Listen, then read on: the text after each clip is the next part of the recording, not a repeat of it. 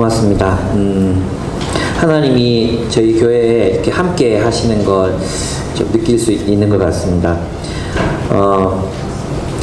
이사야서 본문을 이제 들여다보면 이사야서 44장 24절 45장 8절까지 내용인데 이 본문은 어쩌면 그 삶의 목적에 관한 그런 본문이라고도 할 수 있습니다.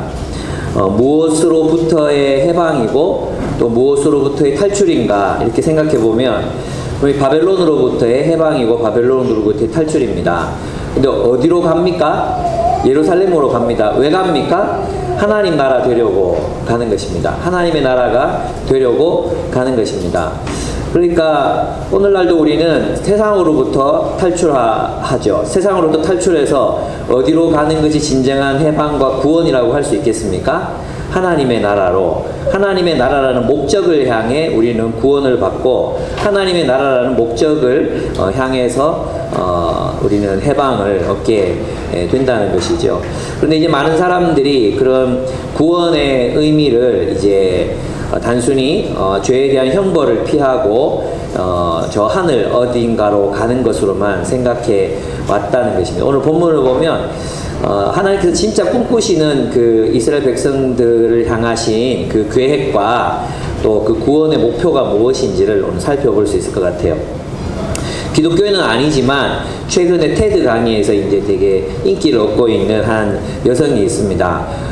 한 의미에 관한 연구를 한 여성인데 그 2만 몇 명을 조사하고 그렇게 해서 이제 삶의 의미로 가득 찬 그 인생을 살아가는 사람들을 연구했어요.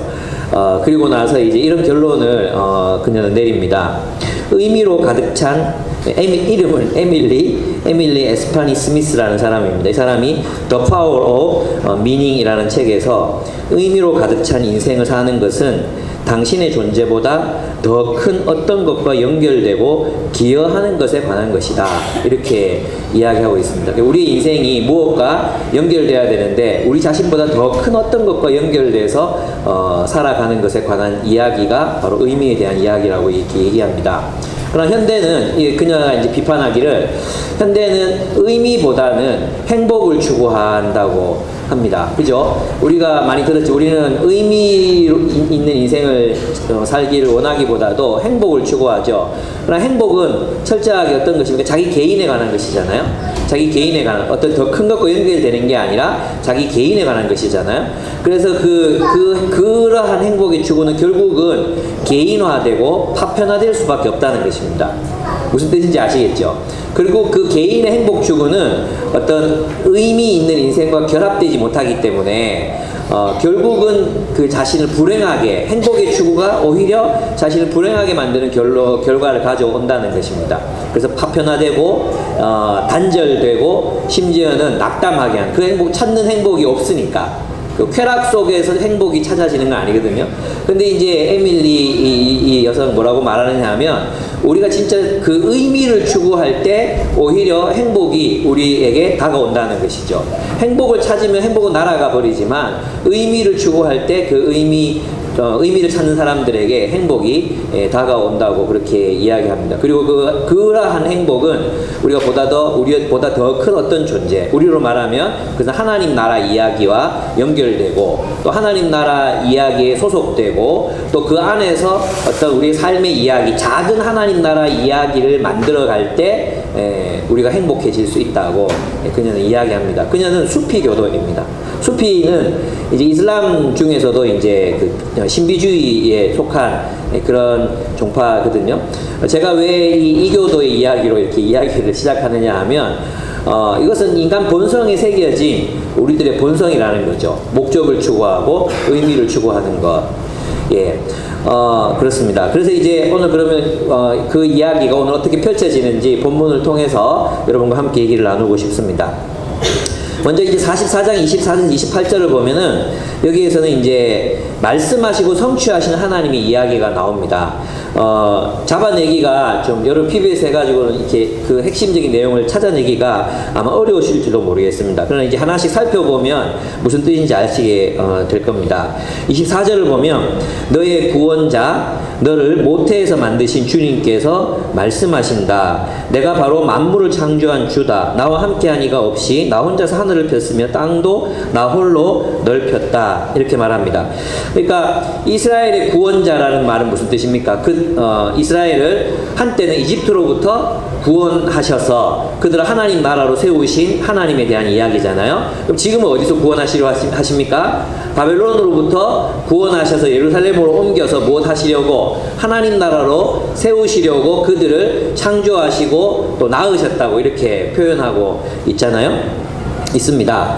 그런데 이게 본문에 보면 좀 흥미로운 게 뭐냐 하면 하나님은 자신은 이스라엘의 구원자요 또 그들의 어머니라고 스스로를 소개하고 계십니다. 모태로부터 낳았다 이렇게 얘기하잖아요. 모태로부터 만들었다 이렇게 얘기해요. 아버지는 모태가 자궁이 없잖아요. 근데 하나님께서는 바로 자신의 모태로부터 이스라엘 백성들을 잉태하고 그들을 낳았다고 이렇게 설명하고 있습니다. 그래서 요번에 대전에 그 W 집회 제가 좀 제 자랑을 하자면 역대급 반응이었다. 그래서 원래 애프터가 없었거든요. 근데 그분들이 꼭 두 번째 또 와가지고 학생들이 너무나 간절히 원하기 때문에 와서 복음 질문하는 시간을 가졌으면 좋겠다 해서 했는데 JDM에서 거의 다 대부분 사람들이 오셨어요. JDM하고 저를 되게 좋아해요.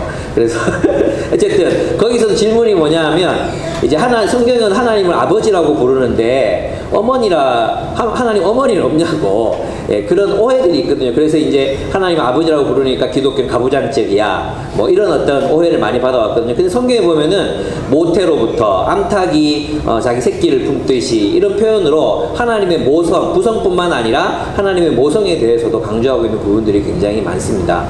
그러니까 하나님이 우리를 낳으시고 우리를 창조하신 목적이 있다는 거죠. 그죠? 근데 그러면 왜 여기에서 내가 천지를 창조했다는 얘기를 하실까요? 너희의 구원자인 내가 왜 내가 너희의 구원자다 이렇게 얘기하시고는 왜 거기에서 내가 너희를 낳았다 내가 너희를 만들었다 이렇게 말씀하시고는 왜 하나님의 창조를 이야기할까요? 왜 하나님의 창조를 이야기하겠습니까? 그러니까 이 천지를 창조하신 하나님께서 너희를 낳은 목적, 너희를 이 세상에 만들어낸 그 목적을 반드시 이루실 것이라는 것을 말씀하기 위해서 천지 창조를 얘기하는 거예요. 여러분, 하나님께서 천지를 무엇으로 창조하셨습니까? 말씀으로 창조하셨거든요. 빛이 있으라 하심에 빛이 있었고 하셨잖아요. 그러니까 하나님의 말씀 반드시 어떻게 돼요? 반드시 성취되는 거예요. 그래서 있잖아요. 이 본문도 수미상관법으로 이렇게 읽어보면 굉장히 재밌어요. 이사야서 44장 24절을 보면 한번 읽어보겠습니다. 24절과 45장 7절, 8절이 연결돼요. 수미상관법. 이것은 이제 처음과 끝을 동일한 내용으로 쓰므로 이제 내용을 강조하는 것이거든요. 그러면 한번 그런 맥락에서 한번 읽어보겠습니다. 24절 제가 읽어볼게요. 저희 교회는 세 번역을 주로 씁니다. 그래서 참조하시면 좋겠습니다. 너의 구원자 너를 모태에서 만드신 주님께서 말씀하신다. 내가 바로 만물을 창조한 주다. 나와 함께한 이가 없이 나 혼자서 하늘을 폈으며 땅도 나 홀로 넓혔다. 하는 창조했다는 거죠. 그럼 45장 7절 8절 보겠습니다. 7절 나는 빛도 만들고 어둠도 창조하며 평안도 주고 재앙도 일으킨다. 나 주가 이 모든 일을 한다. 그 다음에 8절 너 하늘아 위에서부터 의를 내리되 빛처럼 쏟아지게 하여라. 너 창공아 의를 부어내려라. 땅아 너는 열려서 구원이 쌍나게 하고 공의가 움돋게 하여라. 아멘. 하나님이 태초에 무엇으로? 천지를 창조하셨잖아요. 천지를. 나는 나 홀로 이 천지를 창조한 존재다. 내가 말하면 이루어진다. 내가 말하면 이루어진다. 하늘아 공의를 빛처럼 내려라. 정의를 창공아 정의를 쏟아부어라. 땅아 구원이 움돋게 하여라. 정의가 가득 이 땅에 가득하게 열매 맺게 하여라. 누가 말씀하셨어요? 창조주 하나님이 말씀하셨어요. 그러니까 반드시 이 일은 이루어진다는 것입니다. 즉 이스라엘에 대한 하나님의 원래의 목적, 하나님의 정의와 공의를 행하고 온 세상에 하나님의 정의와 공의를 실현하게 하시는 그 일을 하나님께서 말씀하셨기 때문에 하나님께서 반드시 그의 백성들과 함께 이 땅에 하나님의 정의와 하나님의 공의를 실현하실 것이다. 왜요? 하나님은 창조주 하나님이시고 하나님은 빛과 어둠을 창조하신 하나님이십니다. 그 빛과 어둠을 하나님의 말씀으로 창조하신 하나님이시기 때문입니다. 근데 여러분, 이 당시 이스라엘 백성들 입장을 한번 생각해 보십시오. 하나님이 분명 아브라함과 언약을 맺은 거 알고 있잖아요. 다윗과 언약을 맺은 거, 내가 그 이스라엘을 통해 이스라엘 하나님의 정의와 공의를 실현하고 그래서 온 세상이 빛의 나라가 되게 하고 모든 민족과 열방들이 이 이스라엘을 본받기 위해서 나아오는 그 꿈을 꾸고 있었는데 그들은 범죄했고 그들은 포로로 잡혀갔고 그 꿈이 이루어지기에는 너무나 먼 것처럼 그들의 현실은 그것을 꿈조차 꿀 수 없는, 아니 우리가 어떻게 열방이 희망이 됩니까? 다시 말하면 우리가 어떻게 세상을 위한 희망이 되겠습니까? 우리는 세상이 희망이기는커녕 지렁이 취급당하고 송장 위에 벌레 취급당하고 있습니다. 어떻게 그 일이 우리를 통하여 일어날 수 있겠습니까? 어떻게 오늘날 무너져가는 한국 교회를 향한 하나님의 계획이 실현될 수 있겠습니까? 개독 취급을 받는 한국 교회가 어떻게 다시 일어나 부흥을 경험할 수 있겠습니까? 그리스도인들을 향한 하나님의 계획. 나는 직장에서도 정말 말 그대로 지렁이 취급받습니다. 나는 직장에서도 그렇게 인정받지 못합니다. 나는 돈도 없고 힘도 없고 아무것도 가진 것도 없습니다. 사회적인 영향력도 정치적인 힘도 없습니다. 그런데 하나님께서 어떻게 나를 통해 이 연약한 한국교회를 통해 이 작고 작은 기쁨의 교회를 통해 당신의 뜻이 이루어지겠습니까? 어떻게 우리가 감히 꿈꿀 수 있겠습니까? 주님 그것은 이루어질 수 없는 꿈입니다. 마치 엘리야가 광야로 들어가 죽으려고 했을 때 나만 남았나이다. 다 하나님 버렸습니다. 이스라엘 백성들, 하나님 아는 이스라엘 백성들 중에 다 배신했고 나만 남았나이다. 근데 나도 이제 광야에서 죽으려고 합니다. 당신의 꿈은 좌절되었습니다. 이 땅에 하늘에서부터 공의가 비처럼 내리고 정의가 실현되고 그리고 정의의 열매가 온 땅에 가득하게 하시겠다는 그 하나님의 약속과 그 꿈은 좌절되었습니다. 나도 이제 죽어버릴 거예요. 그랬던 엘리야에게 하나님 새로운 꿈을 꾸게 하시고 여전히 하나님의 계획이 이루어지고 또 너는 가서 예후에게 다시 기름을 붓고 새로운 시대를 준비하라고 말씀하시잖아요. 그런 거예요. 오늘 본문도 똑같아요. 그렇게 절망하고 있는 바벨론에서 노예로 포로로 그렇게 절망하면서 살아갈 수밖에 없었던 그들에게 내가 말한다. 내가 말함으로 이루어진다. 나는 말씀으로 천지를 창조했고 또 내가 너희를 낳았고 너희를 향한 목적과 그 계획을 나는 너희를 통해서 이루기로 작정하였다. 그러니까 반드시 이 일은 너희를 통해 이루어질 것이다. 어떤 일이요? 하늘에서 공의가 빛을 흘러내리고 창공에서 정의가 부어지고 땅에서 구원이 움돋고 정의의 열매가 온 세상에 가득하게 되는 그 일이 바로 개독 소리 듣는 너희들과 내가 이룰 것이다. 그게 이 본문의 올바른 의미입니다.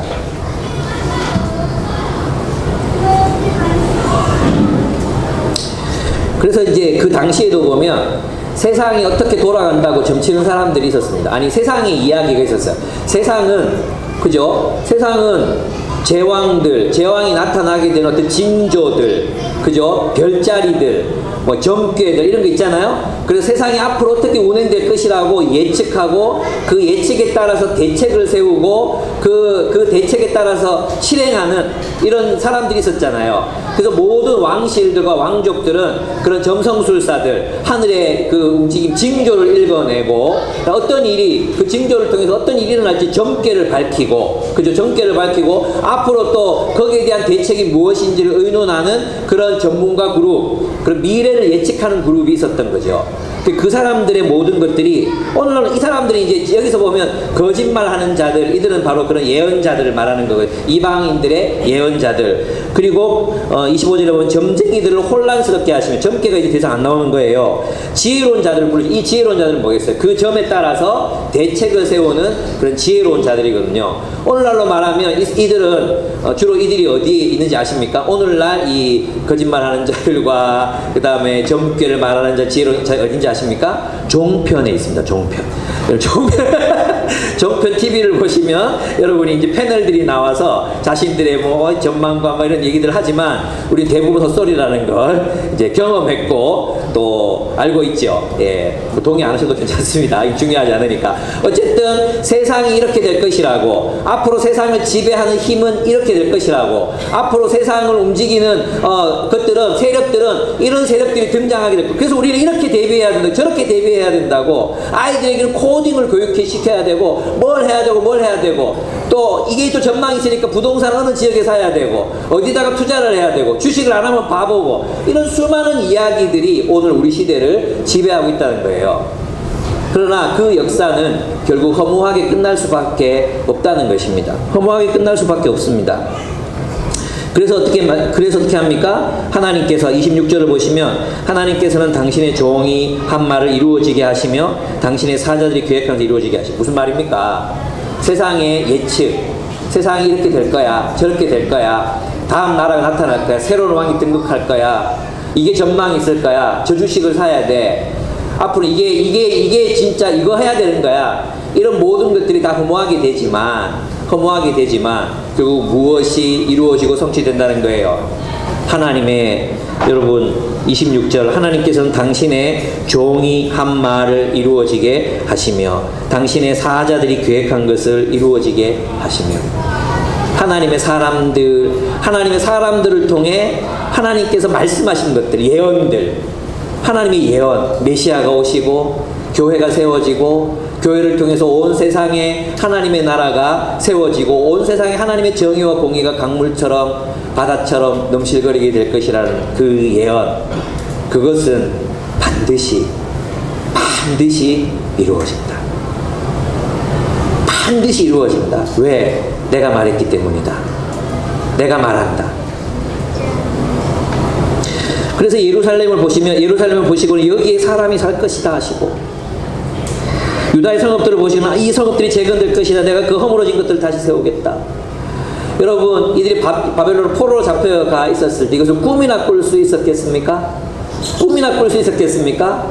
근데 하나님께서는 그들에게 계속해서 이것을 꿈꾸게 하셨고, 또 그 꿈은 실제로 이루어졌습니다. 예, 에스라를 통해서 많은 사람들, 또 느헤미야를 통해서 많은 사람들이 포로에서 귀환했습니다. 에스라는 수많은 포로들을 이끌고 가서 예루살렘을 새롭게 건설했습니다. 느헤미야는 성벽을 건축했습니다. 또 말라기에 가서는 성전을 새롭게 건축하는 일들이 일어났습니다. 그들이 기대한 것과는 다르게 좀 초라한 모습이었지만, 왜냐하면 그 완벽한 성취는 예수 그리스도를 통해서 이루어져야 했기 때문에 그것은 부분적인 성취로 끝나고 말았지만, 어쨌든 하나님의 역사, 그 놀라운 역사는 성취되고 있었던 것입니다. 얼마나 놀라운 일입니까? 여러분, 이 세상의 역사를 누가 움직이십니까? 하나님이 움직이십니다. 하나님이 누구를 위해 움직이십니까? 하나님 나라의 역사와 하나님의 영광을 위하여 움직이십니다.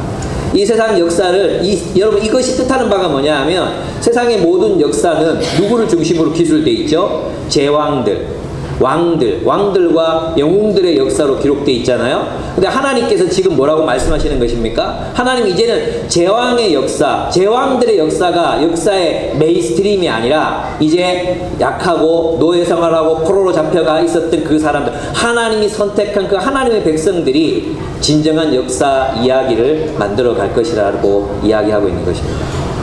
그러니까 지금 이스라엘 백성들에게는 두 가지 선택이 있는 거예요. 하나는 뭐냐 하면 바벨론의 신화, 그 신화의 세계 속에서 살아갈지 남을지, 바벨론 땅에 남아서 그 신화의 세계 속에서 살아갈지 아니면 하나님 나라 이야기, 정말 현실적으로 불가능해 보이는, 불가능일 수밖에 없는 그 이야기를 믿고 살아갈지 그 둘 중에 하나를 선택해야 하는 기로에 서 있었던 것입니다.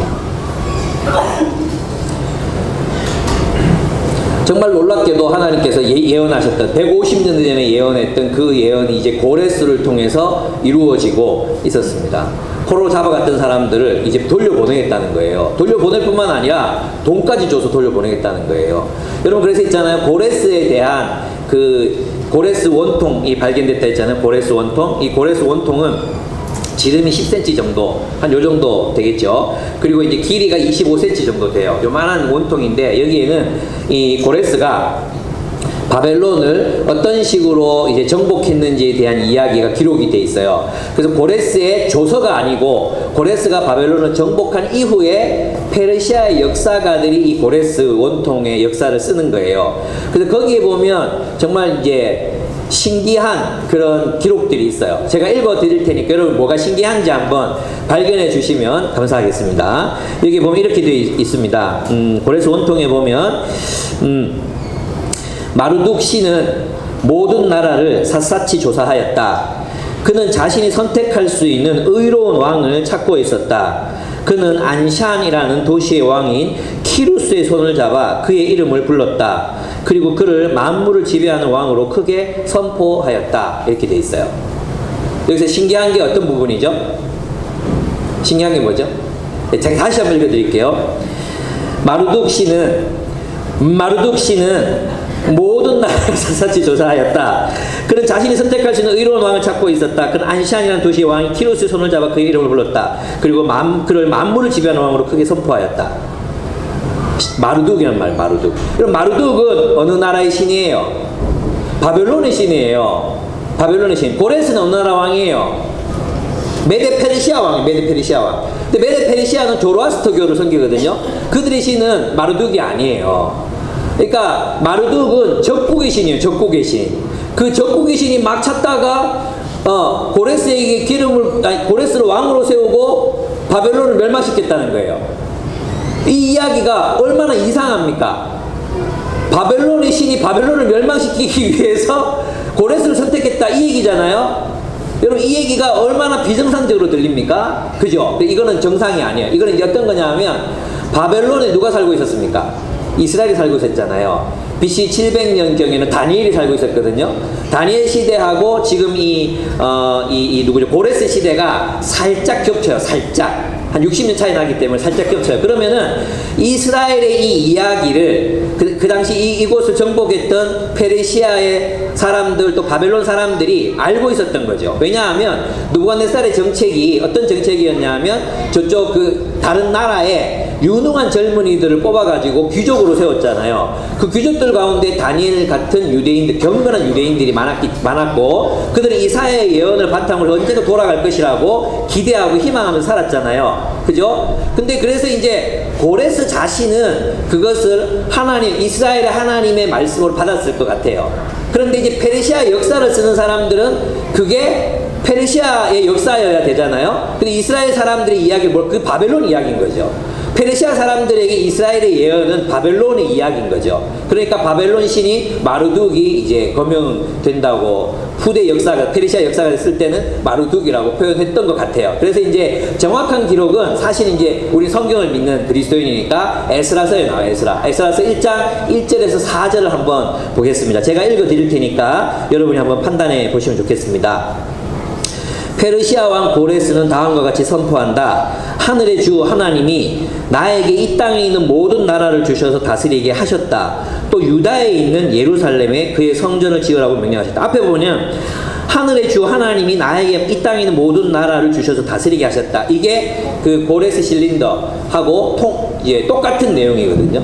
만왕의 왕이 이제 자기를 선택해서 왕국의 왕이 되게 하셨다. 똑같은 내용이잖아요. 이거 너무너무 신기하죠. 그 뒤에 보면 이제 더 구체적인 내용이 사실은 에스라서에 적혀 있습니다. 이 나라 사람 가운데 하나님을 섬기는 모든 사람은 유다에 있는 예루살렘으로 올라가서 그곳에 계신 하나님 곧 주 이스라엘의 하나님의 성전을 지어라. 그 백성에게 하나님이 함께 하시기를 빈다. 잡혀온 하나님의 백성 가운데 누구든지 귀국할 때 도움이 필요한 사람이 있으면 그 이웃에 사는 사람은 그를 도와주어라. 금과 은과 세간과 가축을 주고 예루살렘에 세울 하나님의 성전에 바칠 자원 예물도 들려서 보내도록 하라. 이렇게 되어 있어요. 그러니까 이제 원래 조서의 내용에는 이스라엘 하나님에 대한 내용이 아마 기록되어 있었던 것 같고, 이것을 이제 에스라뿐만 아니라 예레미야 또 역대기서에서도 계속해서 증언하고 있기 때문에 원래 조서의 내용에는 고레스, 성경이 보는 고레스의 이야기가 들어있었을 가능성이 많죠. 높죠. 저는 그렇게 믿어요. 또 그리스도인은 그렇게 믿을 수 있을 것 같아요.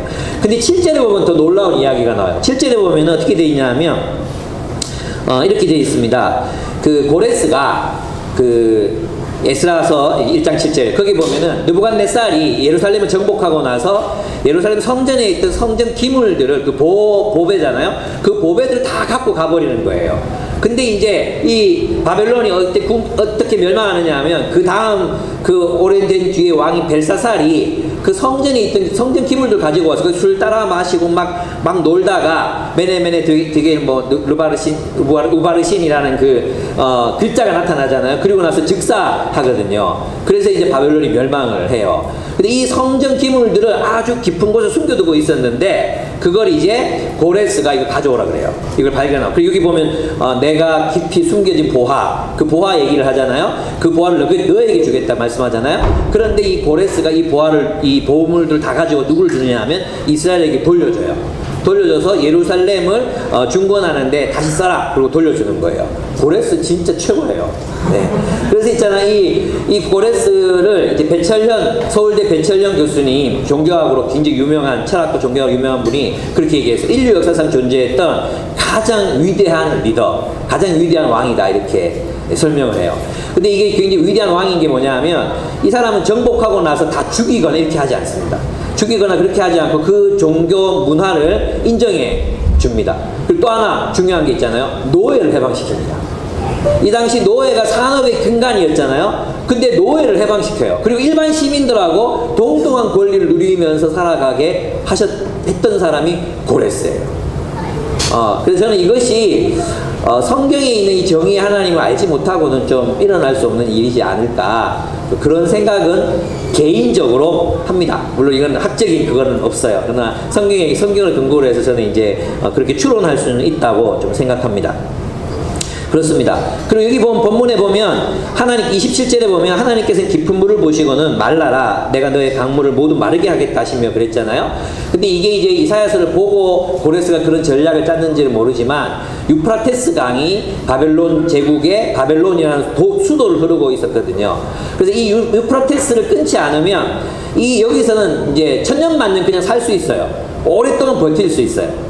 물이 있으면 살 수 있잖아요. 그래서 바벨론을 침공해온 나라들이 기다려도 안 나오니까 결국은 제풀에 떨어져서 돌아가고 그랬거든요. 근데 고레스는 이 유프라테스 강을 끊어가지고 딴 데로 물을 돌려버립니다. 그래서 물높이가 허벅지쯤 왔을 때 그때 군사들을 투입해요.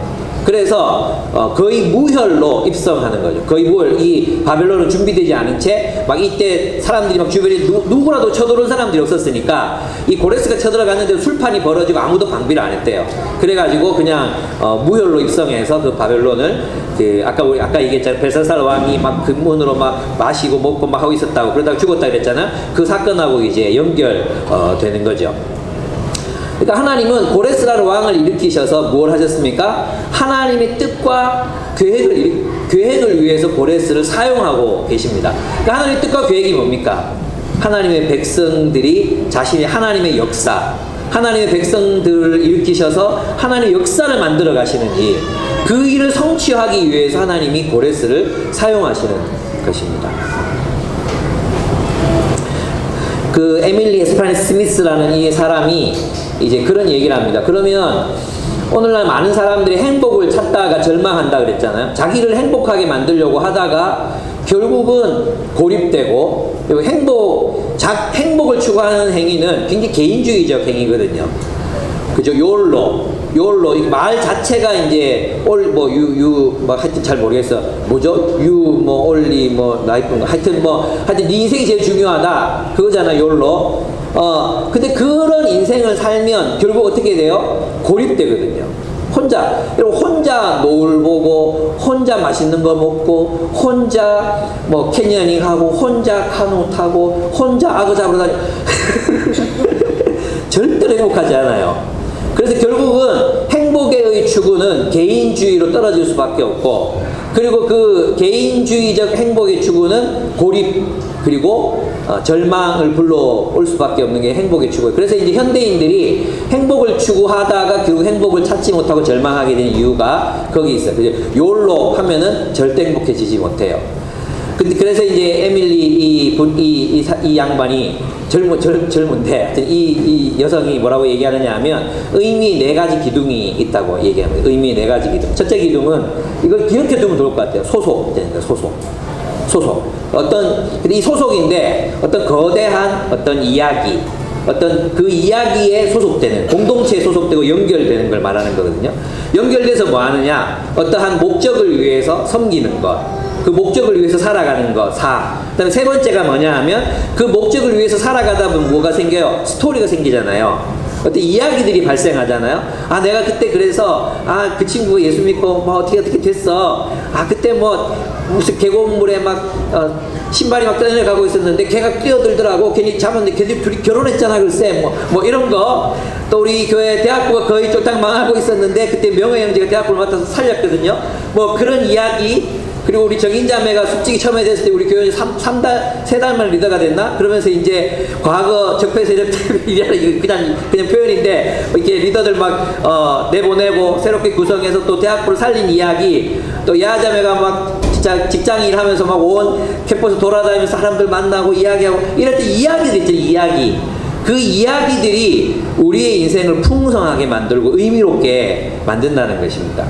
그리고 마지막이 뭐냐면 트랜센던스 초월성, 우리 영원히 존재하시는 하나님 연결되는 거죠. 이 사람이 수피교도니까 뭐 신과 연결 이런 걸 얘기하는데, 근데 어쨌든 이제 이 네 가지가 삶의 의미를 이루는 기둥이라는 과학적 사실이라면 우리는 이 4가지 모두가 어디에서 충족되는 걸 느낄 수 있습니까? 그렇죠. 하나님 나라 이야기. 아담으로부터 아브라함, 노아가 아니고 노아, 모세 쭉 흘러왔던 하나님 나라 이야기에 우리가 소속되고 연결되고 하나님 나라를 위한 목적을 위해 살아가고, 그리고 그 이야기 속에서 만들어지는 어떤 이야기들과 에피소드들이 있고, 그럴 때 우리 인생이 의미로워진다는 것입니다. 의미로 풍성한 삶이 돼요. 그 의미로 풍성한 삶이 결국 우리를 행복하게 느끼게 한다는 것입니다. 아침에 최정민 형제가, 이제 아까 우리는 경은자매가 이제 간증을 했지만 아침에는 최정민 형제가 간증을 했거든요. 간증을 하는데 우리 교회 온 지 4년밖에 안 됐어요. 그래서 자기는 세상에서 이제 인정받기 위해서 일도 열심히 하고 술도 열심히 마시고 노래방도 열심히 가고 그래서 그들이 원하는 걸 다 해줬대요. 그랬더니 이제 자기에게 찾아온 결과가 뭐냐 하면 술을 잘 마시니까 술을 더 먹이고 일을 잘하니까 일을 더 맡기고 그래서 너무 힘들고 피곤했다는 거예요. 그리고 그 끝을 가봐도 별 뭐 이렇게 즐거움이 없어지는 걸 자기가 발견했다는 거예요. 그래서 하나님 믿고 또 하나님 나라에 들어와서 하나님 나라 이야기를 자기 이야기로 삼고 이렇게 변화되어 살아가려고 하는데, 직장에서도 하나님의 구원의 증인으로 살아가기 위해서 후배들 다독이고 사랑하고 돌보면서 살려고 하고, 일에 있어서도 하나님의 영광 드러내려고 애를 쓰고 그렇게 살아갈 때 자기 인생이 너무 행복하다는 거예요. 그리고 그렇게 살아가니까 그런 삶이 자기 혼자서는 불가능한데 함께 할 수 있어서 너무 좋다는 거예요. 저는 이 4가지 의미에 대한 기둥이 그 정민 형제의 삶 속에 다 들어있는 것을 발견했어요. 우리 여러분도 그렇게 살고 계시잖아요. 우리도 그렇게 살고 있잖아요. 그래서 저는 이 삶을 우리가 포기하지 않았으면 좋겠다 이런 생각이 들어요. 그리고 결국 궁극적으로 이사야서가 말하는 게 뭐냐 하면, 자 봐라, 바벨론 이야기가 있다. 바벨론의 신화가 있다. 어디 집 사고 뭐 어떻게 자녀들 어떻게 교육하고 뭐 이러면 또 이런 세상의 이야기가 있다. 또 하나의 이야기가 있는데 이 이야기는 굉장히 빛나 보이고 드러나 보이고 세상 사람들이 알아주는 이야기다. 그런데 또 하나의 이야기가 있는데 숨어 있다. 보이지 않는다. 이 세상에 속한 이야기가 아니다. 그러나 이 이야기는 궁극적으로 너희의 삶에 실현 가능성 있는 이야기이다.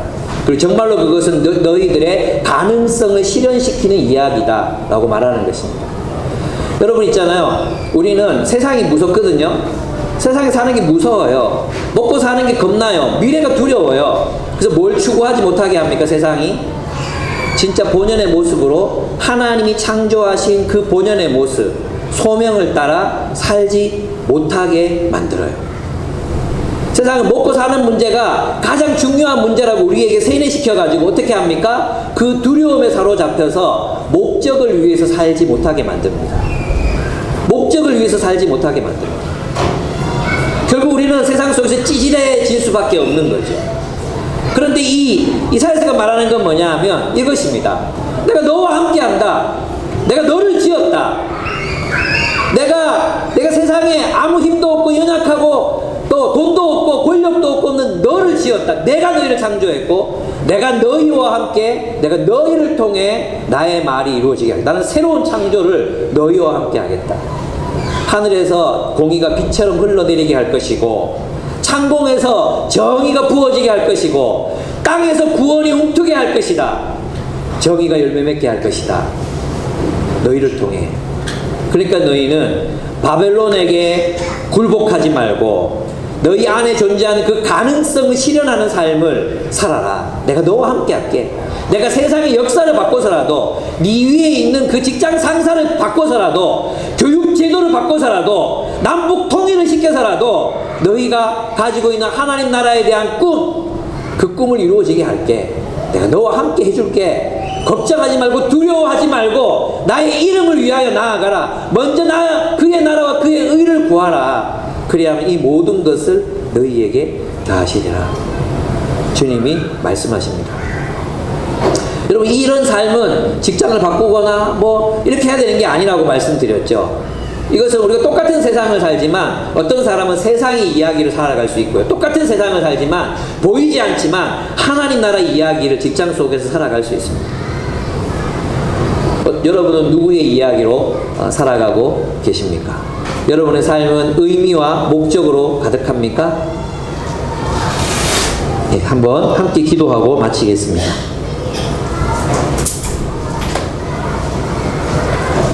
우상들은 말합니다. 가능성의 삶을 포기해라. 우상들은 세상은 우리를 강압합니다. 세상의 지배에 굴복해라. 꿈 같은 거 꾸지 마라. 꿈 같은 거 꿈도 꾸지 마라. 꿈 같은 거 꿈도 꾸지 말고 뭐 하나님 나라 뭐 먹고 살기도 바쁜데 무슨 하나님의 나라야. 우리 창기사회 11월 되면 또 필리핀 가셔서 가난한 아이들 또 뭐 손뜨개인가 나눠주고 오시려고 계획하고 계시죠. 아이고 참 너나 잘 살아라. 너희가 무슨 성교를 하고 너희가 무슨 하나님 나라를 꿈꾸고 정의가 무슨 공의와 정의를 이루는 세상을 만들어 간다고 꿈도 꾸지 말아라. 우상은 우리들의 안에 있는 그 가능성, 목적을 실현하는 가능성을 죽이려 합니다. 그 세상의 노예로 만들고 싶어 하죠. 하나님 말씀하십니다. 내가 너희를 낳았다. 내가 너희를 구원했다. 내가 너희를 창조했거든. 근데 나 하나님이야. 내가 말씀으로 세상을 지었어. 내가 빛이 있으라고 했을 때 빛이 생겨났어. 하늘을 향해 빛처럼 공의를 퍼부으라고 말하면 공의가 빛처럼 내려. 창공에서 정의가 부어지라고 말하면 그 정의가 세상으로 부어져. 땅은 구원을 움돋게 하라 그러면 구원이 움돋아. 내가 말하니까. 내가 말한 것은 반드시 이루어지니까. 하나님이 말씀하십니다. 하나님이 이루실 것입니다. 저도 꿈을 꿉니다. 이 땅에 수많은 청년들과 대학생들, 젊은이들, 노인들 손에 손잡고 교회를 향해 하나님의 나라를 향해 하나님을 찬송하며 기대하며 부르며 나아올 그날을 꿈꿉니다. 상상합니다. 여러분 무엇을 꿈꾸며 살아가고 계십니까?